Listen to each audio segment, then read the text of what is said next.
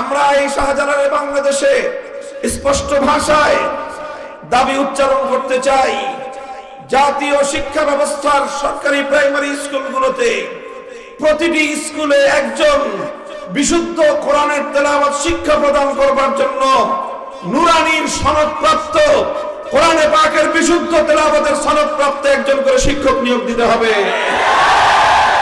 শতভাগ মুসলমানের সন্তান আল্লাহর কোরআন শিখবে। মুসলমানের সন্তানদেরকে যদি আল্লাহর কোরআনের শিক্ষার এই আলো ছড়িয়ে দেওয়া যায়, এই জাতি থেকে নাস্তিক্যবাদের সমস্ত ভূত বিতাড়িত হয়ে যাবে ইনশাআল্লাহ।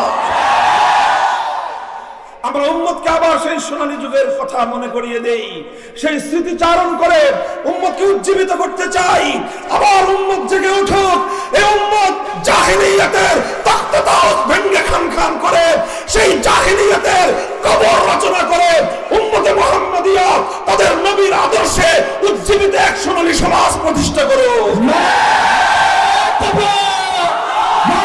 আল্লাহ নবী শুধুমাত্র ইবাদতের প্র্যাকটিক্যাল করেছেন তা নয়, শুধুমাত্র ইবাদতেরই আমলি নকশা পেশ করেছেন তা নয়, বরং কোরআনে পাকের প্রতিটি বিধান কিভাবে আল্লাহর জমিনে বাস্তবায়ন করতে হয় আমার নবী তার দৃষ্টান্ত উম্মতের সামনে প্র্যাকটিক্যাল ভাবে বাস্তব নমুনা উপস্থাপনের মাধ্যমে রেখে গিয়েছেন। কোরআনে পাকের অসংখ্য বিধান রয়েছে, কোন কোন বিধান রয়েছে যার সম্পর্ক বিচার ব্যবস্থার সঙ্গে। কোরআনে পাকের অনেক বিধান রয়েছে যার সম্পর্ক রাষ্ট্র ব্যবস্থার সঙ্গে। আল্লাহর নবী বিচার ব্যবস্থা কায়েম করেছেন, রাষ্ট্র প্রতিষ্ঠা করেছেন, করে করে এক একটা বিধান আল্লাহর জমিনে বাস্তবায়ন করে পূর্ণ কোরআনকে মানব জাতির সামনে শুধু ব্যাখ্যা করে নয়, প্র্যাকটিক্যাল বাস্তবায়ন করে দেখিয়ে গেছেন। কিভাবে সেগুলো করেছেন? ইতিহাস থেকে ছোট ছোট কথা উম্মতের সামনে উপস্থাপন করে আমরা উম্মতকে আবার সেই সোনালী যুগের কথা মনে করিয়ে দেই, সেই স্মৃতিচারণ করে উম্মতকে উজ্জীবিত করতে চাই। এই জন্য রাসূল আকরাম সাল্লাল্লাহু আলাইহি ওয়াসাল্লামের 3 নম্বর জিম্মাদারি হলো তালিমে হিকমাহ ওয়া ইউআল্লিমুহুমুল কিতাবা ওয়াল হিকমাহ। হে নবী, আপনি যেই কোরআনকে তেলাওয়াত করলেন, এরপরে আপনি যেই কোরআনের তালিমে কিতাবের মাধ্যমে মর্ম এবং ব্যাখ্যা বোঝালেন, সেই কিতাবকে আপনি শুধুমাত্র ব্যাখ্যা বর্ণনা করে বোঝানোর মধ্যেই আপনার দায়িত্ব ক্ষান্ত নয়, বরং আপনার 3 নম্বর দায়িত্ব হলো তালিমে হিকমাত, অর্থাৎ কোরআনে পাকের এক একটা আয়াত এবং এক একটা বিধানের মর্ম আপনি প্র্যাকটিক্যাল বাস্তবায়ন করে উম্মতকে দেখিয়ে দিবেন। প্র্যাকটিক্যাল বাস্তবায়ন করে আল্লাহর পয়গম্বর কোরআনের বিধানগুলো দুনিয়াবাসীর সামনে উপস্থাপন করেছেন। শুধুমাত্র দৃষ্টান্ত হিসেবে ধরে নেন, আল্লাহর কোরআনের আয়াত নাজিল হলো আকিমুস সালাহ, সালাত কায়েম করো, নামাজ কায়েম করো। আল্লাহর নবী তেলাওয়াত করলেন, প্রথম দায়িত্ব পালন হলো। এরপরে তিনি সালাতের মর্ম ব্যাখ্যা করলেন যে সালাত অর্থ এখানে দোয়া নয়, সালাত অর্থ এখানে দুরুদ নয়, সালাত অর্থ এখানে শুধু রহমত নয়, বরং আকিমুস সালাতের মধ্যে যেই সালাত, এই সালাতটা হলো একটা ইবাদত, যে ইবাদতের মধ্যে কওমা আছে, রুকু আছে, সিজদা আছে, জলসা আছে, সালাম আছে, তাকবীর আছে, যেখানে কোরআনের তেলাওয়াত আছে, তাসবিহ আছে, এই সম্পূর্ণ প্যাকেজ সহ যে ইবাদতটা, এখানে সালাত অর্থ সেই ইবাদত। এভাবে আল্লাহর নবী মর্ম ব্যাখ্যা করে উম্মতকে বুঝিয়েছেন, কিন্তু নবীর দায়িত্ব ক্ষান্ত হয় নাই। এরপর আল্লাহর পয়গম্বর তালিমে হিকমতের জন্য তিনি সালাত আদায় করে নামাজ পড়ে দেখিয়েছেন। মদিনার মসজিদে নববীর মধ্যে আল্লাহর নবী মিম্বরের উপর দাঁড়িয়ে 2 রাকাত নামাজ আদায় করলেন। এরপরে সাহাবায়ে কেরামকে এবং তাদের মাধ্যমে কিয়ামত পর্যন্ত আনেওয়ালা উম্মতকে আল্লাহর নবী লক্ষ্য করে বললেন, সাল্লু কামা রাআইতুমুনি উসাল্লি। আমার উম্মত শুধুমাত্র আমার বক্তব্য শুনে নামাজ পড়বে না, শুধুমাত্র আমার হাদিসের বক্তব্য শুনেই নামাজ পড়বে না, বরং নামাজ কিভাবে পড়বে? সাল্লু কামা রাআইতুমুনি উসাল্লি। আমাকে তোমরা যেভাবে প্র্যাকটিক্যাল ভাবে নামাজ পড়তে দেখেছো, ঠিক ওভাবেই আমার নামাজ দেখে দেখে তোমরা নামাজের শিক্ষা অর্জন করবে। আজও পর্যন্ত সাহাবায়ে কেরাম থেকে পরম্পরায় ধারাবাহিকতার মাধ্যমে আল্লাহর নবীর সালাতের সেই প্র্যাকটিক্যাল বিবরণ উম্মতের কাছে সংরক্ষিত আছে। এবং উম্মত নামাজ শুধু পড়ে পড়ে শেখে না, নামাজ দেখে দেখে শিখে। নামাজ দেখে দেখেও শিখতে হয়। মুহতারাম হাজিরিন, নামাজ কিভাবে কায়েম করতে হবে আল্লাহর নবী আমল করে দেখিয়েছেন। যাকাত কিভাবে বাস্তবায়ন করতে হবে আল্লাহর নবী শুধু যাকাতের ওয়াজ করে ছেড়ে দেন নাই, বরং যাকাত ব্যবস্থার মাধ্যমে কিভাবে একটি সমাজ থেকে দারিদ্র্য বিমোচন করতে হয়, কিভাবে ধনীর সম্পদ থেকে গরিবদের অধিকার আদায় করে গরিবদের দুয়ারে দুয়ারে কিভাবে পৌঁছে দিতে হয় আল্লাহ নবী প্র্যাকটিক্যাল বাস্তবায়ন করেছেন। কিভাবে হজের আরকানগুলো আদায় করতে হয় পুরা সাহাবায়ে কেরামের মুবারক নূরানি জামাতকে নিয়ে আল্লাহ নবী বিদায় হজ করে উম্মতকে হজের প্র্যাকটিক্যাল শিক্ষা দিয়েছেন। কিভাবে রোজা রাখতে হয় এক একটা বিষয় আল্লাহ নবী প্র্যাকটিক্যালি দেখিয়েছেন। কিভাবে জিহাদ করতে হয় আল্লাহ নবী 27টি জিহাদে সশরীরে অংশগ্রহণ করে উম্মতকে জিহাদের প্র্যাকটিক্যাল শিক্ষা দিয়েছেন। প্রতিটি বিধান আমার নবী প্র্যাকটিক্যাল শিক্ষা দিয়েছেন।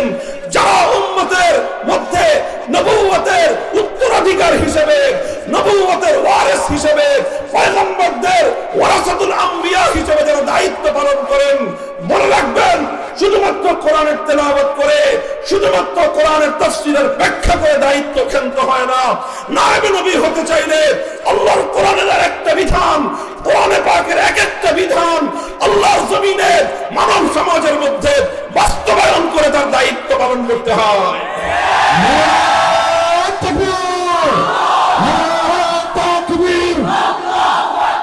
প্রিন্সিপালের হাতিয়ার দরজাটুকু বারবার আল্লামা মামুনুল হক জিন্দাবাদ জিন্দাবাদ। মুহতারাম হাজিরিন, এটা তো বললাম শুধুমাত্র কিছু ইবাদতের কথা। তেলাওয়াতকৃত আয়াতের মধ্যে আল্লাহ পাক রব্বুল আলামিন হযরত রাসূল আকরাম সাল্লাল্লাহু আলাইহি ওয়াসাল্লামের দুনিয়াতে প্রেরিত হওয়ার যে উদ্দেশ্য, যে লক্ষ্য, তার যে কর্মসূচি, তার একটি বিশদ বিবরণ তুলে ধরেছেন। আমরা জানি আমাদের নবী আকরাম সাল্লাল্লাহু আলাইহি ওয়াসাল্লাম পৃথিবীতে এমন এক সময়, এমন এক জায়গায়, এমন এক পরিবেশে তিনি আগমন করেছিলেন যেই সময়টাকে বলা হয় আইয়ামে জাহেলিয়াত। যেই সময়টা ছিল পৃথিবীর ইতিহাসের বর্বরতম যুগ, অন্ধকার যুগ। যেই সময়ের মানুষগুলো ছিল নৃশংস এবং বর্বর। যেই ভূমিতে তিনি প্রেরিত হয়েছিলেন, আরব ভূমি, না ছিল সেখানে কোনো সভ্যতার ছোঁয়া, না ছিল কোনো উন্নতির ছোঁয়া, না ছিল কোনো শিক্ষা দীক্ষার ছোঁয়া। সেরকম একটি অশিক্ষিত জাতিকে, একটি বর্বর অসভ্য জাতিকে, একটি অন্ধকার যুগকে নবী আকরাম সাল্লাল্লাহু আলাইহি ওয়াসাল্লাম এমন পরিবর্তন এনেছিলেন, এমন এক ইনকিলাব তিনি সাধন করেছিলেন, এমন একটি বিপ্লব তিনি করেছিলেন যে 23 বছর পরে সেই বর্বর মানুষগুলো পৃথিবীর ইতিহাসে সর্বশ্রেষ্ঠ সোনার মানুষে পরিণত হয়। সেই বর্বরতার যুগ, অন্ধকার যুগটা শুধুমাত্র আলোকিত যুগেই পরিণত হয়নি, বরং এমন আলোকোজ্জ্বল হয়েছে যে কিয়ামত পর্যন্ত সারা পৃথিবী সেই আলোয় উদ্ভাসিত হয়ে আছে এবং থাকবে। কিভাবে আল্লাহ রাসূল সাল্লাল্লাহু আলাইহি ওয়াসাল্লাম এই আমূল পরিবর্তন এনেছিলেন, কিসের মাধ্যমে? মূলত আল্লাহ পাক রব্বুল আলামিনের পক্ষ থেকে নবী আকরাম সাল্লাল্লাহু আলাইহি ওয়াসাল্লাম এমন কিছু কর্মসূচি এনেছিলেন, সেই কর্মসূচির বাস্তবায়ন ছিল এই ইনকিলাব এবং এই বিপ্লবের সুফল। আল্লাহ পাক রব্বুল আলামিন সেই কর্মসূচিগুলির কথাই ধারাবাহিকভাবে আলোচ্য আয়াতের মধ্যে উল্লেখ করেছেন। এখানে ধারাবাহিকভাবে নবী আকরাম সাল্লাল্লাহু আলাইহি ওয়াসাল্লামের 4টি কর্মসূচির কথা বলা হয়েছে। কয়টি কর্মসূচি? 4টি কর্মসূচির কথা বলা হয়েছে। প্রথম কর্মসূচি যেটি নবী আকরাম সাল্লাল্লাহু আলাইহি ওয়াসাল্লাম পালন করেছেন, সবচেয়ে বুনিয়াদী কর্মসূচি, সেটি হলো ইয়াতলু আলাইহিম আয়াতিহি, যে রাসূল আকরাম সাল্লাল্লাহু আলাইহি ওয়াসাল্লাম উম্মতের কাছে আল্লাহর বান্দাদের নিকট আল্লাহর কোরআনের আয়াতগুলো তেলাওয়াত করে শুনিয়েছেন। কোরআনে পাক তেলাওয়াত করে শোনানো এটা ছিল নবী আকরাম সাল্লাল্লাহু আলাইহি ওয়াসাল্লামের সর্বপ্রথম এবং সবচেয়ে বুনিয়াদী কর্মসূচি। কোরআনের তেলাওয়াত এটা একটা স্বয়ং সম্পন্ন কর্মসূচি। এটা একটা স্বয়ং সম্পন্ন কর্মসূচি। শুধু মানুষের কর্ণকুহরে কোরআনের তেলাওয়াতের আওয়াজ পৌঁছে দেয়া। পৃথিবীতে একমাত্র গ্রন্থ পবিত্র কোরআনে কারীম, যা এই কোরআনের তেলাওয়াত যখন কোনো মানুষের কর্ণকুহরে প্রবেশ করে, এটা মানুষের হৃদয়ে গিয়ে তার হৃদয়ের বদ্ধ দুয়ারে পর্যন্ত কড়া নেড়ে আসে। এই জন্য যারা এরকম মনে করে যে কোরআনে পাক অর্থ বা মর্ম না বুঝে পড়লে এটা বেকার, কোনো লাভ নেই, কিছু মানুষ তো আলিয়াযু বিল্লাহ এর চেয়েও আরো এক ধাপ অগ্রসর হয়ে কিছুটা কটাক্ষপূর্ণ ভাষায় এমন বলে থাকে যে কোরআনে কারীম না বুঝে শুধু তোতা পাখির মতো রটনা করলে কি লাভ। নাউযুবিল্লাহ বলেন। তারা পবিত্র কোরআনে কারীম সম্পর্কে অবমূল্যায়ন করে। তারা কোরআনে কারীমকে পৃথিবীর আর অন্য 10টা গ্রন্থের মতোই মনে করেছে। পৃথিবীর অন্য যে কোনো বিষয়ের, যে কোনো সাবজেক্টের বই, অন্য কোনো যে কোনো গ্রন্থ, যে কোনো কিতাব, সেটার ব্যাপারে এই কথা চলে যে না বুঝে পড়লে কোনো লাভ নেই। কেউ যদি সাহিত্যের কিতাব না বুঝে পড়ে সাহিত্যের রস সে পাবে না। কেউ যদি কবিতার কিতাব, কবিতার বই না বুঝে পড়ে তাহলে সে কবিতার স্বাদ অনুভব করতে পারবে না। কেউ যদি গল্পের বই না বুঝে পড়ে তাহলে গল্পের আনন্দ সে পাবে না। কেউ যদি উপন্যাসের বই না বুঝে পড়ে উপন্যাসের চরিত্রগুলো সে উপলব্ধি করতে পারবে না। কেউ যদি দর্শনের বই না বুঝে পড়ে সে দর্শন শাস্ত্র সম্পর্কে কোনো ধারণা লাভ করতে পারবে না।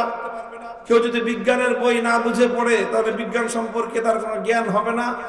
কেউ যদি মেডিকেল সায়েন্সের বই না বুঝে পড়ে তাহলে এই বই পড়ে সে ডাক্তার হতে পারবে না। পৃথিবীর অন্য সকল বিষয়ের বই বুঝে পড়লে লাভ আছে, না বুঝে পড়লে কোনো লাভ নাই। শুধুমাত্র একমাত্র গ্রন্থ আল কোরআনুল কারীম, এটা বুঝে পড়লে যেরকম লাভ আছে, এটা না বুঝেও যদি কেউ শুধুমাত্র এই কোরআনের রিডিং, কোরআনে পাকের এর যে ভাষা, ভাষ্য, কোরআনের ভাষ্যটাকে যদি কেউ শুধুমাত্র না বুঝে তেলাওয়াত করে, তবু এটা অত্যন্ত ইফেক্টিভ এবং প্রভাবক একটি জিনিস। এটা মানুষের হৃদয়ের মধ্যে আঘাত করবে। রাসূল আকরাম সাল্লাল্লাহু আলাইহি ওয়াসাল্লাম জাহেলিয়াতের কুহেলিকা ভেদ করবার জন্য সর্বপ্রথম যে আঘাত এনেছিলেন সেটা ছিল কোরআনে কারীমের তেলাওয়াত। কোরআনে পাকের তেলাওয়াত ছিল আল্লাহর নবীর বিপ্লবের বুনিয়াদী কর্মসূচি। এই বিপ্লবী কর্মসূচির মাধ্যমেই সর্বপ্রথম আল্লাহর নবী জাহেলিয়াতের এই প্রাচীর মধ্যে এমন ভাবে আঘাত করেছিলেন যে সেই আঘাতেই জাহেলিয়াতের প্রাচীর ভেঙে গুড়িয়ে গিয়েছিল। কাজে এই জন্য কোরআনে কারীমের তেলাওয়াত এটা একটা স্বয়ং সম্পন্ন কর্মসূচি।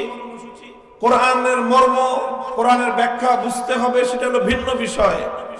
কিন্তু কোরআনে পাকের তেলাওয়াত এটি হলো একটি স্বয়ং সম্পন্ন কর্মসূচি। কোরআনে পাকের এটি বৈশিষ্ট্য যে না বুঝে কোরআনের তেলাওয়াত করলেও, অর্থ না বুঝে কোরআনের তেলাওয়াত শুনলেও, যে শুনবে, যে কোরআনের তেলাওয়াত করবে, তাদের উভয়ের হেদায়েতের জন্য পৃথিবীতে কোরআনে কারীমের চেয়ে ইফেক্টিভ এবং প্রভাবশালী আর কোনো কিছু নেই। সাহাবায়ে কেরামের সিরাতের মধ্যে আমরা পাই এরকম অসংখ্য ইতিহাস। হযরত আবু বকর সিদ্দিক রাদিয়াল্লাহু তাআলা আনহু, তার সিরাতের মধ্যে আসে তিনি একবার মক্কার মানুষের যন্ত্রণায় অতিষ্ঠ হয়ে মক্কা ছেড়ে চলে যাচ্ছিলেন। পথিমধ্যে ইবনুদ দাগিনা নামক একজন আরব্য সর্দারের সঙ্গে দেখা। জিজ্ঞাসা করলো, আবু বকর কোথায় যাও?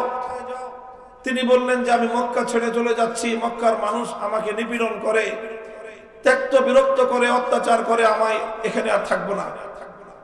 ইবনুদ দাগিনা বলল, আবু বকরের মতো মানুষ মক্কার জনপদ ছেড়ে চলে যেতে পারে না। তুমি একজন পরোপকারী মানুষ, তুমি একজন সোনার মানুষ। তোমার মতো মানুষ যদি আরব মক্কা ছেড়ে চলে যায়, এটা মক্কার মানুষের জন্য চরম লাঞ্ছনা এবং অপমান এবং তাদের জন্য কলঙ্কের কারণ হবে। তুমি আমার সাথে চলো, তোমার সমস্যার সমাধান আমি করে দিব। ইবনে দাগিনা আবু বকর সিদ্দিককে নিয়ে মক্কায় ফিরে এলেন। মক্কার লোকদেরকে ডেকে বললেন যে আবু বকর মক্কায় থাকবে, খবরদার তোমরা কেউ তাকে উত্ত্যক্ত করবে না, বিরক্ত করবে না। মক্কার লোকজন বলল ঠিক আছে, আবু বকর থাকুক, আমাদের কোনো সমস্যা নেই। আবু বকর ভালো মানুষ, মানুষের উপকারে নিজের সম্পদ বিলিয়ে দেয়, অন্যের দুঃখে নিজে দুঃখ পায়, সমবেদনা সমব্যথিত হয়। সে ক্ষুধার্তকে আহার দান করে, আত্মপ্রীতের সেবা করে। কাজে আবু বকর থাকলে তো ভালো। কিন্তু আবু বকর যে থাকবে, সে আমাদের বাপদাদার ধর্ম ত্যাগ করে মুহাম্মাদের ধর্ম গ্রহণ করেছে সাল্লাল্লাহু আলাইহি ওয়াসাল্লাম, এটা না হয় আমরা মেনে নিলাম। আবু বকর মুহাম্মাদের ধর্মের প্রচার চালায়, সেটাও না হয় আমরা মেনে নিলাম। মুহাম্মাদের উপর নাজিলকৃত তাদের দাবি অনুযায়ী কিতাব কোরআন সেটা সে তেলাওয়াত করে, এটাও না হয় আমরা আবু বকরের খাতিরে মেনে নিলাম। কিন্তু আবু বকরকে একটা শর্ত মেনে চলতে হবে। কি শর্ত? যে আবু বকর কোরআন তেলাওয়াত করবে, তার ঘরের মধ্যে দরজা জানালা বন্ধ করে তেলাওয়াত করতে হবে। সে ঘরের উন্মুক্ত প্রান্তরে দাঁড়িয়ে, বাইরে দাঁড়িয়ে উন্মুক্ত জায়গায় সে কোরআন তেলাওয়াত করতে পারবে না। কেন পারবে না বাবা? ঘরের মালিকও আবু বকর, ঘরের বাইরের উঠোনের মালিকও আবু বকর। সে তার নিজের বাড়িতে তেলাওয়াত করবে, তোমার সমস্যা কি? বলে যে না, সে যদি বাইরে দাঁড়িয়ে তেলাওয়াত করে আমাদের সমস্যা আছে। কি সমস্যা? বলে যে আবু বকর যখন তার আবেগ মাখা কণ্ঠে আল্লাহর কোরআনের তেলাওয়াত করতে শুরু করে, এই তেলাওয়াতের আওয়াজ যতদূর পর্যন্ত পৌঁছে যায়, আমরা আমাদের ঘরগুলোতে শিশু বাচ্চাদেরকে পর্যন্ত আমরা ধরে রাখতে পারি না। মন্ত্রমুগ্ধের মতো, যেমনটা নাকি লোহাকে চুম্বক আকর্ষণ করতে থাকে, আবু বকরের তেলাওয়াতে কোরআন আমাদের ঘরগুলো থেকে শিশু শিশু বাচ্চাদেরকে পর্যন্ত এভাবে আকৃষ্ট করে তার দিকে টেনে আনতে থাকে। কোনো বাধা দিয়ে আমরা তাদেরকে রুখতে পারি না। কোরআনের তেলাওয়াত মানুষকে এভাবেই নিজের দিকে আকৃষ্ট করে। মুহতারাম হাজিরিন, আজও পবিত্র কোরআনে পাকের তেলাওয়াতের সেই ইফেক্টিভনেস, তার সেই যে প্রভাব, এটা এখনো বিদ্যমান আছে। এখনো যদি আবেগ মাখা কণ্ঠে ইখলাসের সাথে হেদায়েতের নিয়তে আল্লাহর কোরআনের তেলাওয়াত করা হয়, এই তেলাওয়াত মানুষের হৃদয়ের মধ্যে যে ঝংকার তুলতে পারবে, আল্লাহর কসম খেয়ে বলতে পারি পৃথিবীতে কোরআনে পাকের মতো মানুষের হৃদয়কে আন্দোলিত করবার মতো ভিন্ন কোনো পথ নাই। এই জন্য আমাদের কথা যে মুসলমানদের এই যে পুনর্জাগরণের একটা সময়, এই পুনর্জাগরণের জন্য প্রয়োজন হলো ঘরে ঘরে আল্লাহর কোরআনের তেলাওয়াতের পরিবেশ তৈরি করো। মুসলমানদের আগামী প্রজন্মের কণ্ঠে কণ্ঠে আল্লাহর কোরআনের তেলাওয়াতের ধ্বনি উচ্চারিত হোক। প্রতিটি মুসলমানের সন্তান যেন আল্লাহর কোরআনে পাকের বিশুদ্ধ তেলাওয়াত শিখতে পারে, সেই ব্যবস্থা করো। আলহামদুলিল্লাহ, আমাদের মাদ্রাসাগুলো মক্তব এবং হিফজ বিভাগ দুটো সেক্টর সম্পূর্ণ শুধুমাত্র কোরআনের তেলাওয়াত উম্মতের মধ্যে প্রচলন ঘটানোর জন্যই চলছে। কথা ঠিক কিনা? এবং আলহামদুলিল্লাহ, এই কোরআনের তেলাওয়াতের এই কেন্দ্রগুলো, ছোট ছোট মক্তবগুলো, হাফিজ হুজুর রাহমাতুল্লাহ আলাইহির ভাষায় বলতে গেলে এগুলো হলো আল্লাহর দ্বীনকে রক্ষা করার জন্য এক একটা দুর্গ, এক একটা ক্যান্টনমেন্ট। এই জন্য এই মক্তবগুলো, কোরআনের প্রতিষ্ঠানগুলো মুসলমানদের বুনিয়াদী প্রতিষ্ঠান, ঈমান রক্ষার বুনিয়াদী প্রতিষ্ঠান, হেদায়েতের বুনিয়াদী প্রতিষ্ঠান, উম্মতে মুসলিমার আবেগ এবং চেতনাকে জাগ্রত করবার প্রতিষ্ঠান। এটা চলছে, চলবে। তবে আজ আমরা নতুন বাংলাদেশে দাঁড়িয়ে বিগত প্রায় 78 বছরের বঞ্চনার আমরা অবসান ঘটাতে চাই। ৭৮ বছর পর্যন্ত এ জাতির সঙ্গে যে গাদ্দারি আর বিশ্বাসঘাতকতার কলঙ্কজনক ইতিহাস রচিত হয়েছে, এবার সেই ইতিহাসের যৌবনিকাপাত ঘটাতে চাই। আমরা বলতে চাই দ্ব্যর্থহীন ভাষায়, এটা আমাদের উচ্চারণ, মুসলমানদের ট্যাক্সের পয়সায় এদেশের শিক্ষা ব্যবস্থা পরিচালিত হয়। 90% মুসলমান মাথার ঘাম পায়ে ফেলে নিজস্ব আয় ইনকাম থেকে সরকারি রাজস্ব খাতে যে ট্যাক্স প্রদান করে থাকে, সেখান থেকেই দেশের শিক্ষা ব্যবস্থা পরিচালিত হয়। প্রাইমারি স্কুলগুলো চলে, সেখানকার ভবনগুলো নির্মিত হয়। প্রাইমারি স্কুলের শিক্ষক শিক্ষিকাদের ভাতা এখান থেকেই প্রদান করা হয়। শিক্ষার্থীদের বই পুস্তক এই অর্থ দিয়েই ছাপানো হয়। আর এই প্রাইমারি সরকারি স্কুলগুলোতে আমাদের সন্তানরাই পড়াশোনা করে। আমাদের সন্তানরা যেখানে পড়বে, মুসলমানের ৯৭% মুসলমানের সন্তানরা যেই বিদ্যালয়ে পড়াশোনা করে, সেই বিদ্যালয়ে মুসলমানদের ট্যাক্সের পয়সা দিয়ে ইংলিশের টিচার নিয়োগ দেওয়া হবে, বাংলা শিক্ষক থাকবে, অঙ্ক শিক্ষক থাকে, গণিতের বিজ্ঞানের শিক্ষক থাকে, এমনকি পিটির শিক্ষক থাকে। সর্বশেষ শুনতেছি নৃত্যের জন্য, নাচ গানের জন্য শিক্ষক নিয়োগ দেওয়া হচ্ছে। আমরা এই শাহজালালের বাংলাদেশে স্পষ্ট ভাষায় দাবি উচ্চারণ করতে চাই, জাতীয় শিক্ষা ব্যবস্থার সরকারি প্রাইমারি স্কুলগুলোতে প্রতিটি স্কুলে একজন বিশুদ্ধ কোরআনের তেলাওয়াত শিক্ষা প্রদান করবার জন্য নুরানির সনদপ্রাপ্ত, কোরআনে পাকের বিশুদ্ধ তেলাওয়াতের সনদপ্রাপ্ত একজন করে শিক্ষক নিয়োগ দিতে হবে। শতভাগ মুসলমানের সন্তান আল্লাহর কোরআন শিখবে। মুসলমানের সন্তানদেরকে যদি আল্লাহর কোরআনের শিক্ষার এই আলো ছড়িয়ে দেওয়া যায়, এই জাতি থেকে নাস্তিক্যবাদের সমস্ত ভূত বিতাড়িত হয়ে যাবে ইনশাআল্লাহ। মুহতারাম হাজিরিন, ইয়াতলু আলাইহিম আয়াতিহি, তিলাওয়াতে কিতাবুল্লাহ, এটা হলো নবী আকরাম সাল্লাল্লাহু আলাইহি ওয়াসাল্লামের সর্বপ্রথম বুনিয়াদী কর্মসূচি। আজ ওই কর্মসূচি অব্যাহত আছে, তবে অনেক দুর্বল ব্যবস্থাপনায় এটাকে আরো সবল, আরো শক্তিশালী এবং উম্মতের প্রতিটি সদস্যের কানে কানে কোরআনের তেলাওয়াতের আওয়াজ পৌঁছে দিতে হবে। আল্লাহর পয়গম্বরের 2 নম্বর কর্মসূচি হলো ওয়ায়ুআল্লিমুহুমুল কিতাব, তালিমে কিতাবুল্লাহ।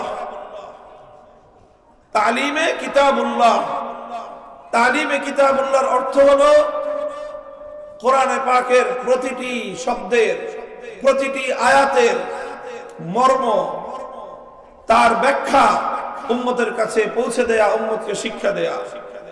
এটা হলো রাসূল সাল্লাল্লাহু আলাইহি ওয়াসাল্লামের দ্বিতীয় বুনিয়াদী কর্মসূচি।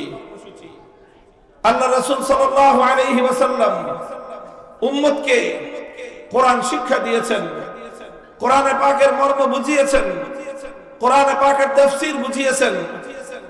নবী আকরাম সাল্লাল্লাহু আলাইহি ওয়াসাল্লাম কোরআনে পাকের এক একটা আয়াতের মর্ম বুঝাতে গিয়ে আল্লাহ নবীর দীর্ঘ দীর্ঘ হাদিস তিনি ইরশাদ করেছেন।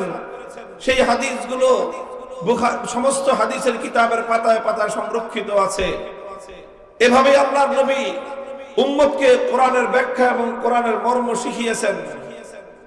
কোরআনের মর্ম বুঝা, কোরআনের ব্যাখ্যা বুঝা, কোরআনে পাকের মধ্যে আল্লাহ পাক রব্বুল আলামিন কি বলেছেন তার বান্দাদেরকে লক্ষ্য করে সৃষ্টিকর্তার পক্ষ থেকে মানব জাতির প্রতি প্রেরিত এই বার্তা উপলব্ধি করা সমস্ত মানুষের জিম্মাদারি। মুসলমান আজ বড় দুঃখ এবং পরিতাপের বিষয়, অনেক মুসলমান এমন আছে শিক্ষা দীক্ষার অভাব নাই, পড়াশোনার অভাব নাই, জীবনে হাজার হাজার বই পড়েছে, অনেকে সাহিত্যের গল্পের বই পড়তে গিয়ে বঙ্কিমচন্দ্র থেকে হুমায়ুন আহমেদ কারো বাক রাখে নাই, সব পড়ে শেষ, হাজার হাজার বই তার জীবনে পড়া।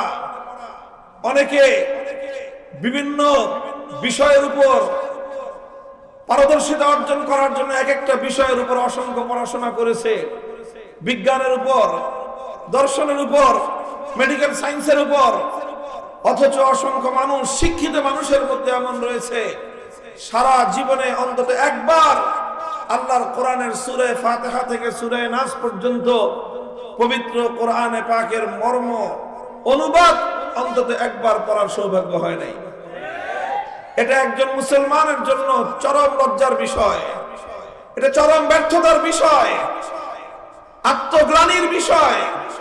মুমিন, তুমি জিজ্ঞাসা করো, সারা দুনিয়ার এত কিছু পড়বার সময় তোমার হলো?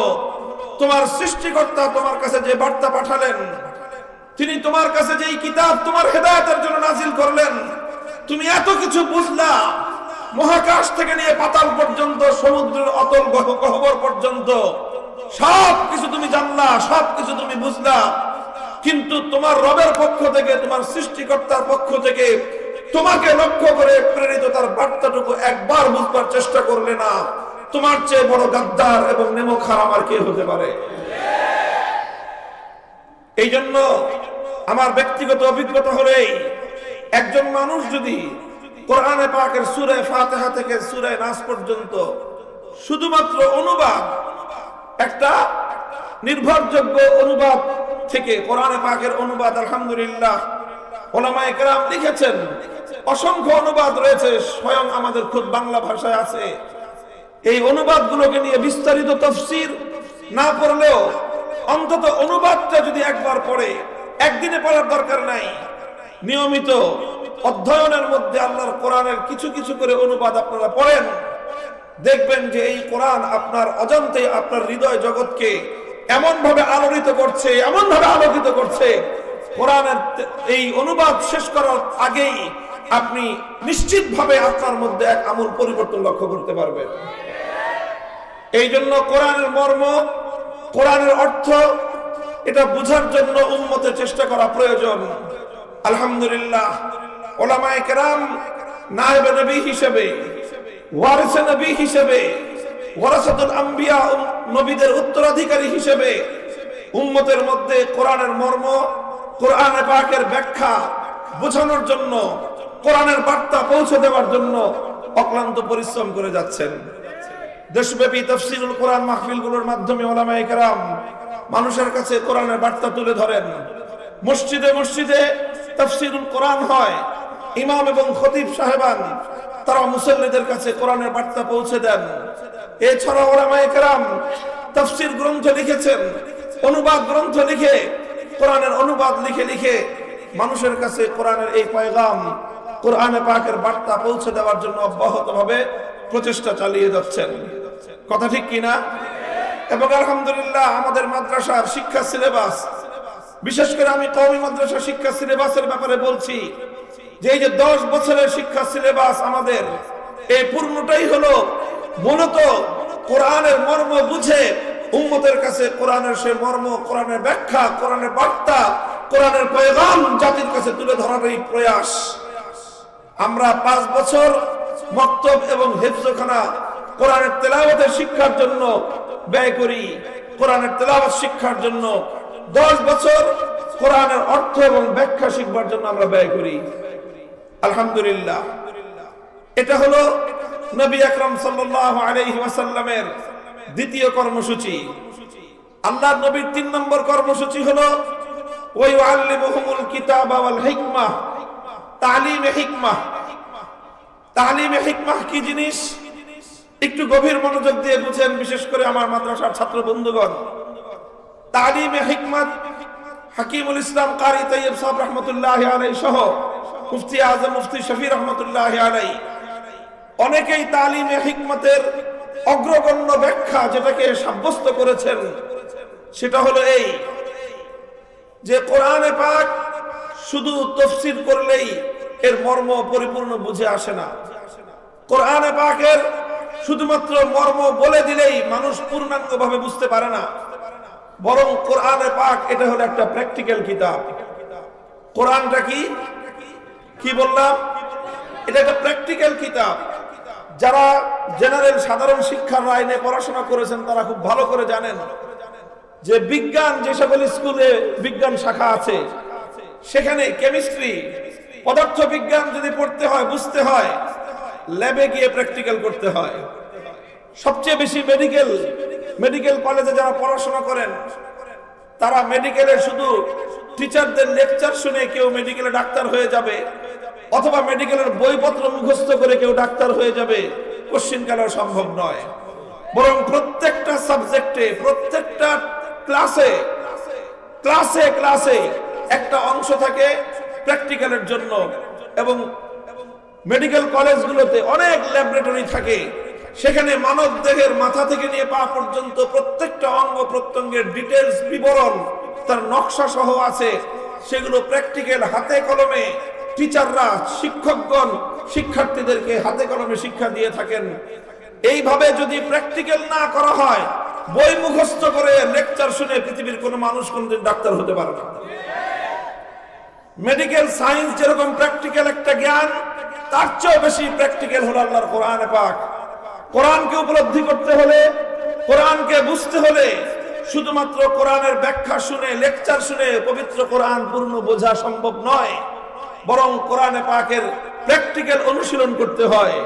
কোরআনের অসংখ্য বিধান এমন রয়েছে যেই বিধানগুলো আল্লাহর নবী প্র্যাকটিক্যাল না দেখালে উম্মতের পক্ষে সেই বিধানগুলোর উপর আমল করা কোনোদিনও সম্ভব ছিল না।